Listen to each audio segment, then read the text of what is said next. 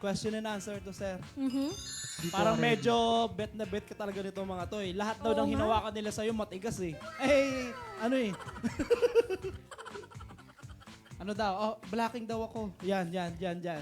Okay. Yan. Sir, Okay. ito yung tanong. Ang laging ano nito is kayong apat lagi nasa sitwasyon. Yes. So magkakasama kayo lagi sa sitwasyon. Oo. Game. Okay. Question. Ano ang gagawin mo kung sakaling natrap kayong apat sa loob ng elevator ng Ng dalawang dalawang oras? Ayan. Apat kayo dun, sir, ha? Apat po kayo, ah. Thank you for that wonderful question. Wow! Wow! Okay. Paano? Next question, please.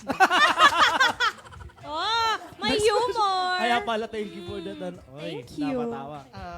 Bali, kung kaming apat po ay matatrap sa elevator, Mhm. ang gagawin muna namin, it's una, papaalmahin ko sila.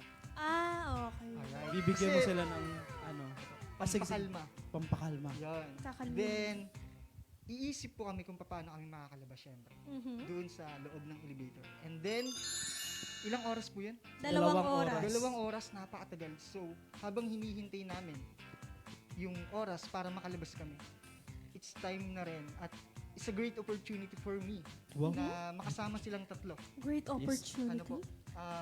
Gagawa na kami ng content. Ayo. Lagi. Content! Lagi pala Ginawang siya. content! Ginawang content ang Ayun. situation. Yun. Yun lang po. Okay. Okay. Very creative. Creative. Mhm. Sir, second Thank you question. so much po. Okay, second Ano question. kagad to? May question para tuloy-tuloy tayo. Yes. Sa first date ninyong apat. Group date to. Group date. Group date. Hindi to ano ha. Bakit? Okay.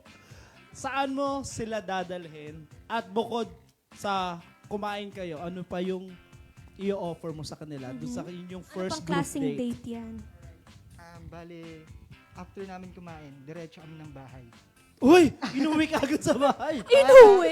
Para pailala sila sa mga magulang. Oh, meeting the parents agad? Meet the parents agad. Ayun, ayun po.